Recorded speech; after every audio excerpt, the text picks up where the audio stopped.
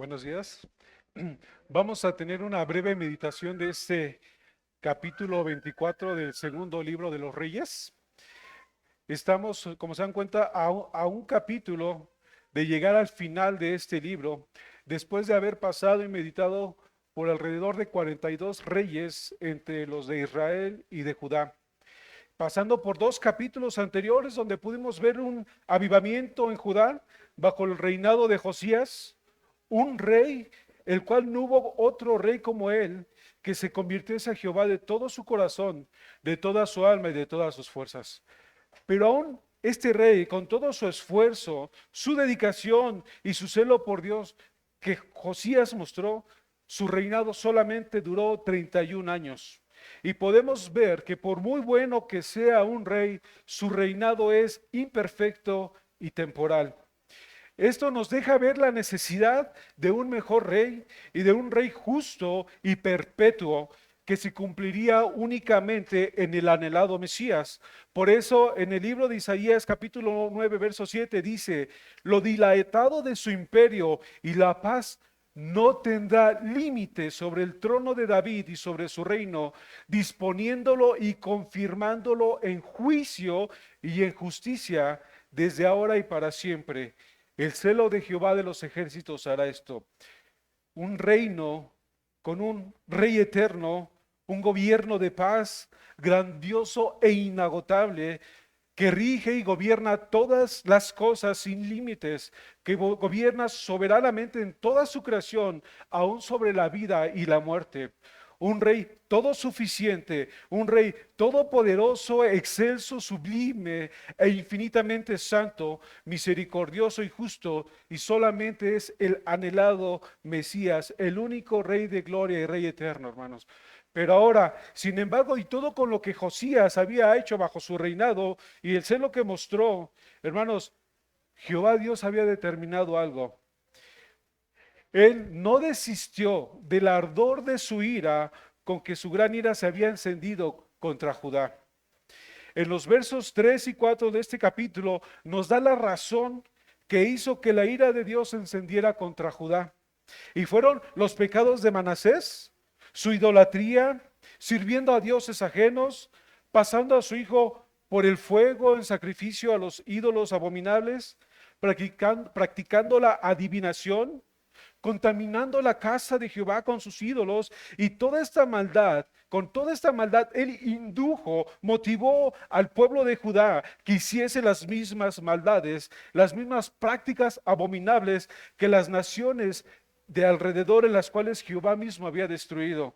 Por esta misma razón, la idolatría y la maldad de ellos sobrepasó incluso la maldad de los pueblos paganos. El pueblo de Judá quebrantó su parte del pacto yendo en pos de ídolos. El pueblo tenía que cumplir las palabras de este pacto y Dios por su parte prometió que les daría esa tierra en perpetuidad, esa tierra que fluye leche y miel. Y, y ellos le serían por un pueblo y el Señor les sería por Dios, pero ellos no cumplieron la parte de su pacto, hermanos.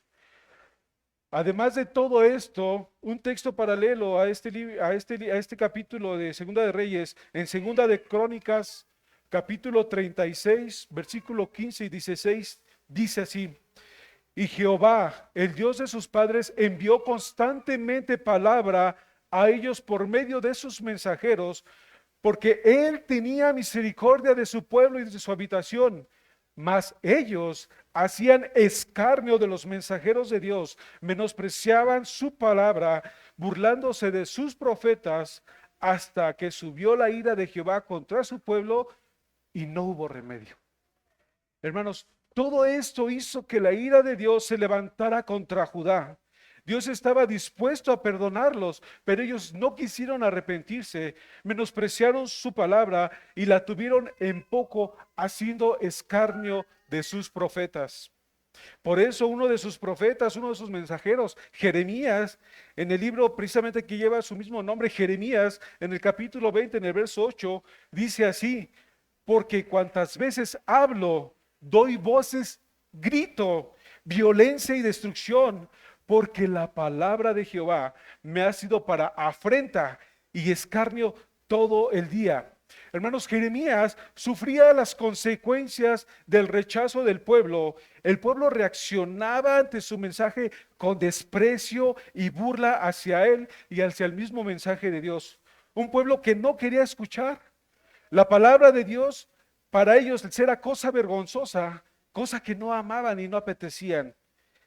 El desprecio y los escarnios contra los mensajeros enviados por Dios hicieron que la ira de Dios se agravara aún más.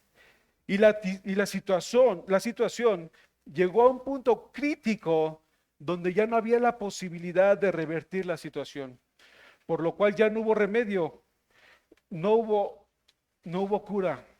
Dice la escritura, incurable es tu llaga, ¿no? Únicamente el exilio. Y en este capítulo, hermanos, vemos el inicio de un panorama desolador, donde se cumpliría la palabra que Jehová había predicho desde antes. Y en Segunda de Reyes, versículo 21, del 12 al 15, Dios había advertido, donde Dios advertiría que iba a traer todo este mal sobre Jerusalén por su maldad. Ellos provocaron a ir al Señor, por lo cual Él cumpliría ya lo que había advertido, traer el mal sobre Jerusalén y Judá, desamparando su heredad, entregándolos en manos de sus enemigos, siendo ellos despojo y presa para todos sus adversarios.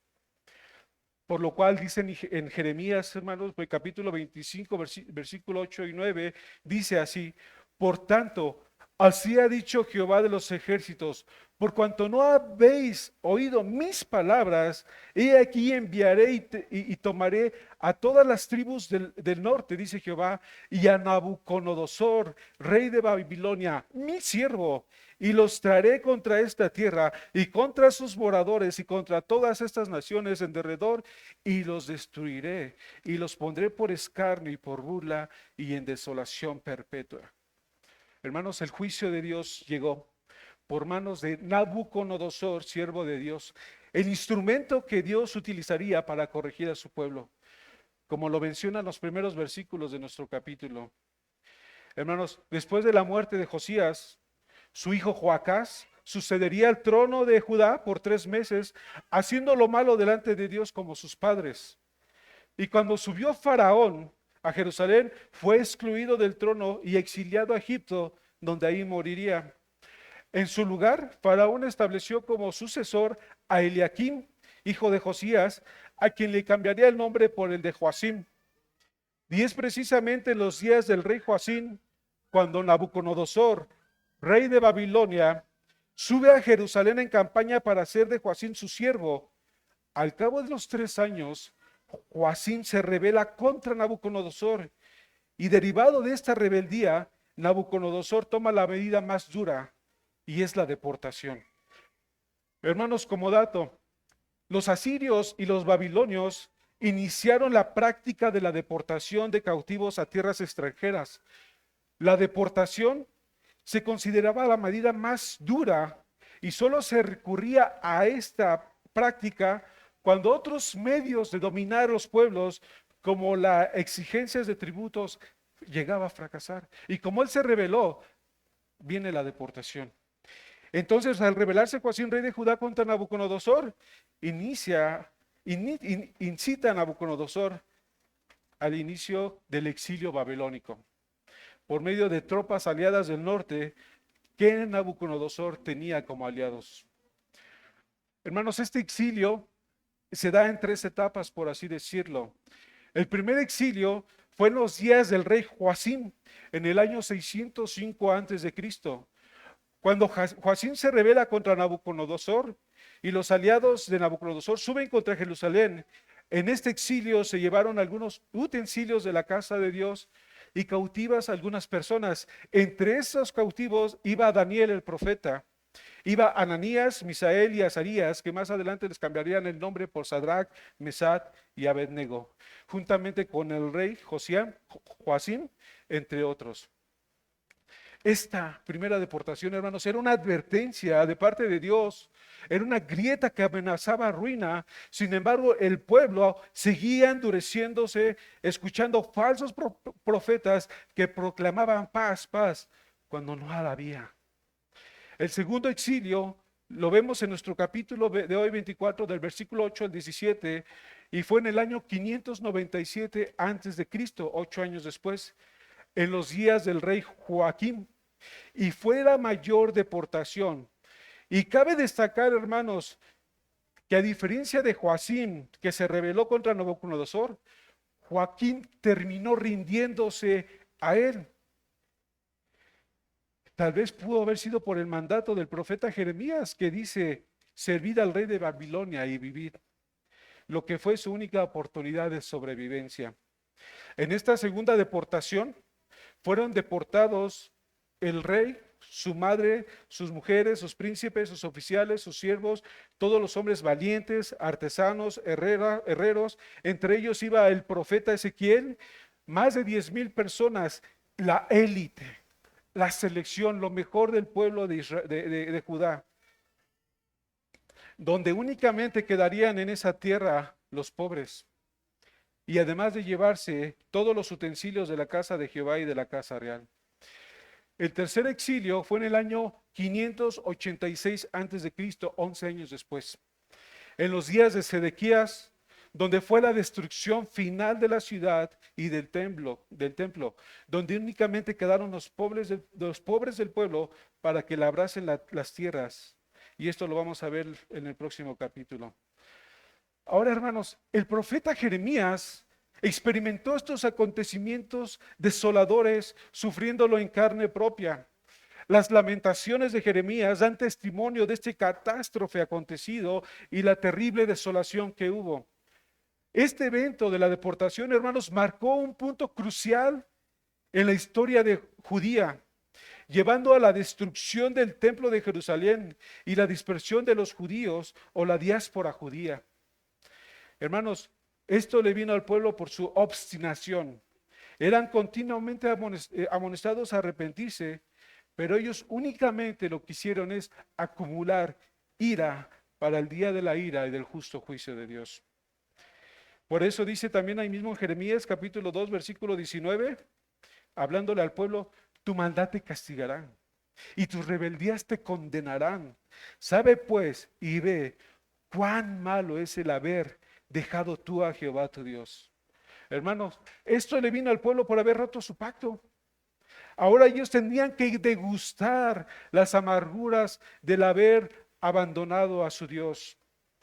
Hermanos, las deportaciones eran la medida más drástica de un pueblo, donde perdían todo: su tierra natal, su identidad, su vida, sus bienes, sus familias. Todo quedaba a expensas de sus enemigos. Por eso también en Jeremías 5:17 dice: ellos devorarán tu cosecha y tu pan, devorarán a tus hijos y tus hijas, devorarán tus rebaños y tus manadas, devorarán tus viñas y tus higos y tus olivares, con su espada destruirán tus ciudades fortificadas en las cuales confías. Hermanos, eran totalmente despojados de todas sus posesiones, eran forzados a abandonar su lugar de origen y a vivir en un lugar extranjero como cautivos, separados de sus familias y de su comunidad, de sus hijos y de sus esposas, donde las jóvenes eran tomadas como concubinas de los babilónicos, los hijos y las esposas como esclavos, enfrentando dificultades y desafíos en una cultura diferente, en una nueva adaptación y búsqueda de sustento y de hogar, expuestos a la pobreza y a la esclavitud y a la opresión, donde la condición de muchos era dura y sin derecho alguno, siendo objeto también de selección, donde la gente más vulnerable era objeto de desprecio e imaginación, enfrentando nuevos desafíos en un entorno diferente, con una nueva cultura y una lengua diferente. Hermanos, la gente que era deportada eran llevados a Babilonia, y en esos traslados que eran peligrosos y eran difíciles, muchos no sobrevivían, quedaban postrados en el camino. Hermanos, los babilónicos lo describe la escritura como hombres violentos, gente robusta. Su aljaba era como sepulcro abierto, dispuestos a matar sin piedad. Todos ellos hombres valientes, hombres crueles que empuñan arco y jabalina, hombres de a caballo dispuestos para hacer guerra sin misericordia.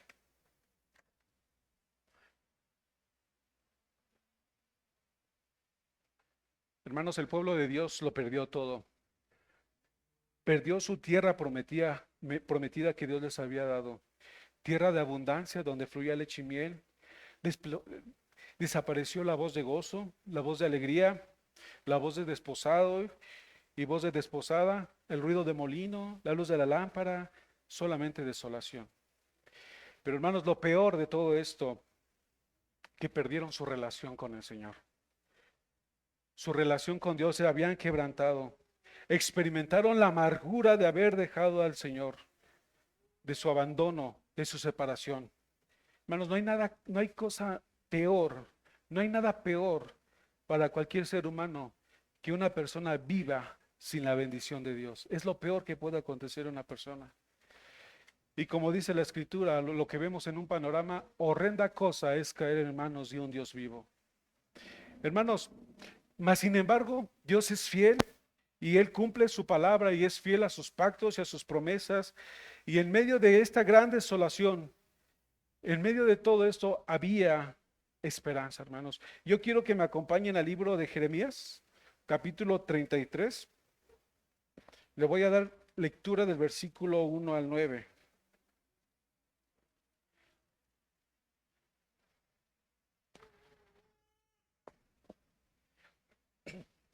Jeremías capítulo 33, versículo 1 al 9. Le doy lectura. Vino palabra de Jehová a Jeremías la segunda vez, estando él aún preso en el patio de la cárcel, diciendo: Así ha dicho Jehová, que hizo la tierra, Jehová que la formó para firmarla, Jehová es su nombre. Clama a mí y yo te responderé y te enseñaré cosas grandes y ocultas que tú no conocías, porque así ha dicho Jehová Dios de Israel acerca de la casa de esta ciudad y de las casas de los reyes de Judá, derribadas con arietes y con hachas, porque vinieron para pelear contra los caldeos para llenarlas de cuerpos de hombres muertos, a los cuales herí yo con mi furor y con mi ira, pues escondí mi rostro de esta ciudad a causa de toda su maldad. He aquí que yo les traeré sanidad y medicina, y los curaré y les revelaré abundancia de paz y de verdad. Y haré volver a los cautivos de Judá y los cautivos de Israel, y los restableceré como al principio, y los limpiaré de toda su maldad con que pecaron contra mí, y perdonaré todos sus pecados con que contra mí pecaron y con que contra mí se rebelaron.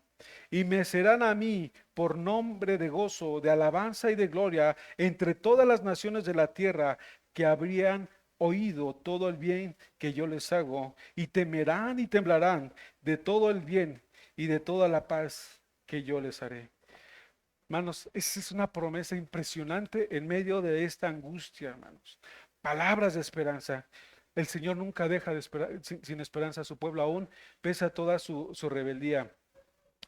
Hay una realidad en este texto, hermanos. El pueblo iba a clamar, iba a clamar. Por eso, si llama a mí, yo te responderé. El pueblo iba a clamar en esta angustia, iba a buscar a Dios en medio de esta angustia. Y una de las grandes promesas es: yo te responderé, te enseñaré, te revelaré mi salvación en gracia y en misericordia, cosas que tú no conocías y que no has experimentado. La vas a experimentar en el peor de tu situación. En medio de esta calamidad había esperanza, la disposición de Dios para otorgar su perdón. Perdonará todos los pecados que hicieron contra el Señor. La promesa del perdón y restauración era una esperanza para el futuro, cuando Dios devolvería a su pueblo a su tierra y restauraría su relación con él. Donde se volvería entonces a escuchar la voz de gozo y de alegría, voz de alabanza, voz de gozo y de acción de gracias. Hermanos, para nosotros esa promesa se cumple a través de nuestro Señor Jesucristo, quien ofreció su perdón y salvación por medio de su sacrificio en la cruz. La sangre de Cristo es el fundamento, la sangre de Cristo es el fundamento de la reconciliación entre Dios y el hombre, donde sólo así Él puede perdonar nuestros pecados. Ahora, hermanos, como iglesia, ¿qué podemos aprender de pasajes como estos? las escrituras mismas nos enseñan que eventos como este, que le acontecieron al pueblo de Dios, son ejemplos y están escritos con el propósito de amonestarnos, de enseñarnos, de corregirnos.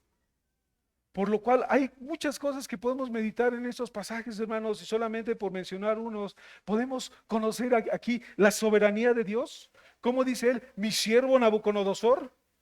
Seguramente Nabucodonosor no conocía a Dios, pero él fue el instrumento en las manos del Señor y él lo dirigió como conforme a su voluntad para llevar a cabo su propósito sobre el pueblo de Judá. Esto nos enseña que Dios es absolutamente soberano y gobierna sobre toda su creación.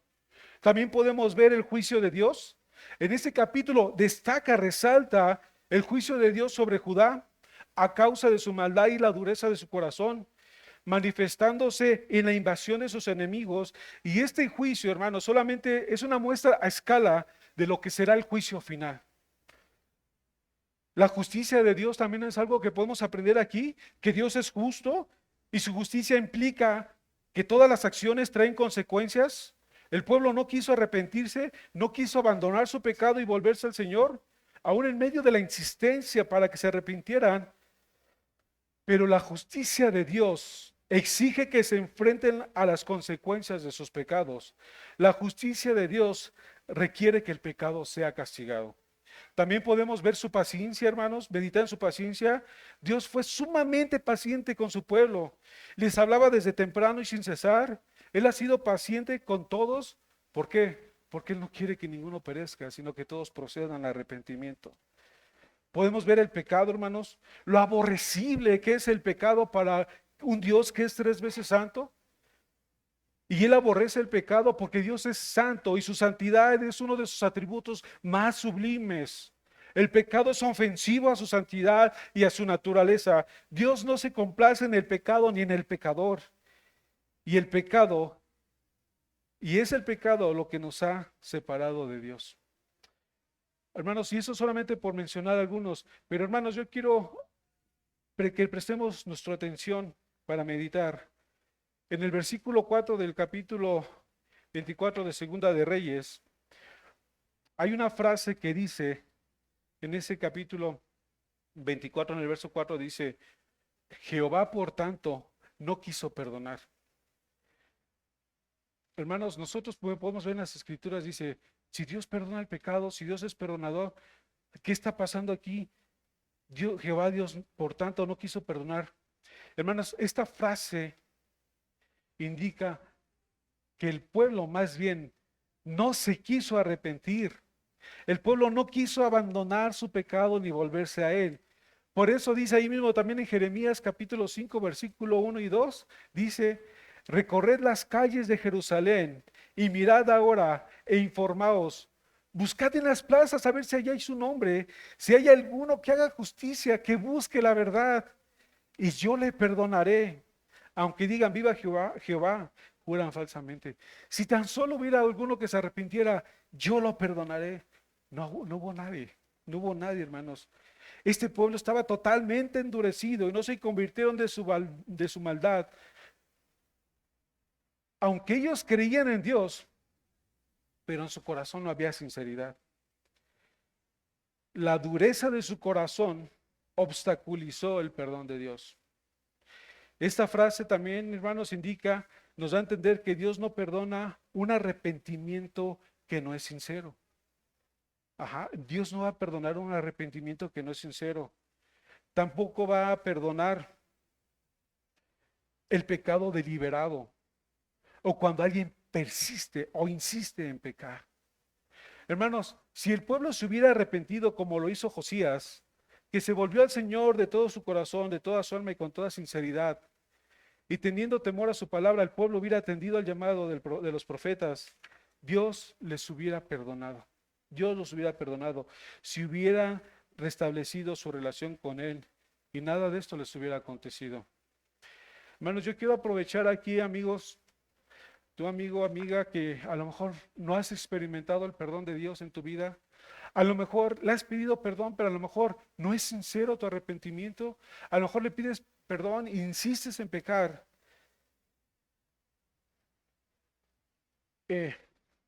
no seas como este pueblo duro de corazón, que no atendió al llamado de Dios al arrepentimiento. Cada vez se te exhorta a que te arrepientas, te arrepientas. Y hermano, ¿cuántas veces has postergado que te humilles delante de Dios?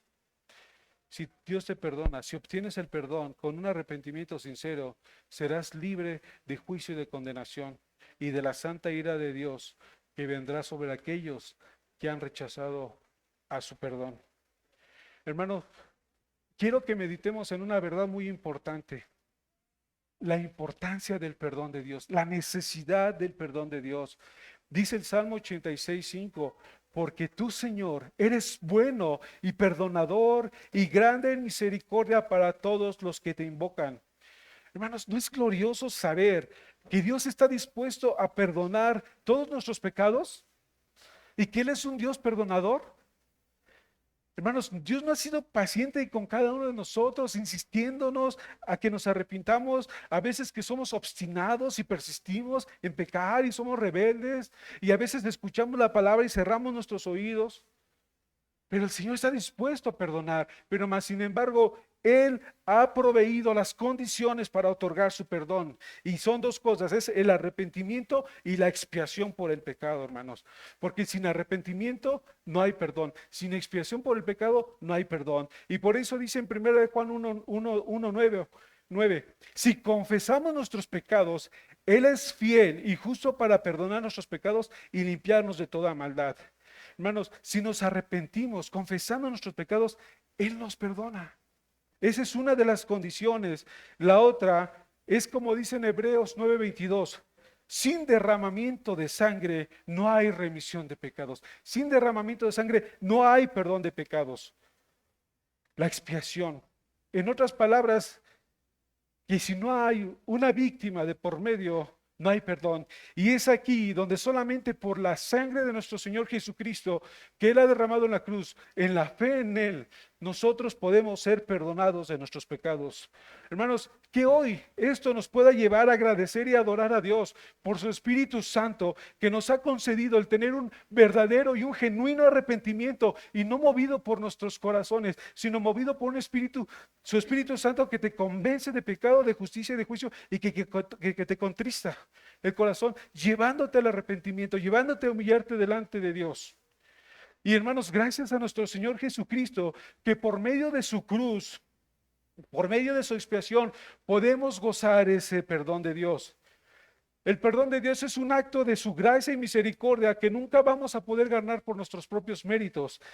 Nuestro Señor Jesucristo, cuando vino a este mundo, al igual que Jeremías, fue objeto de burla y de escarnio.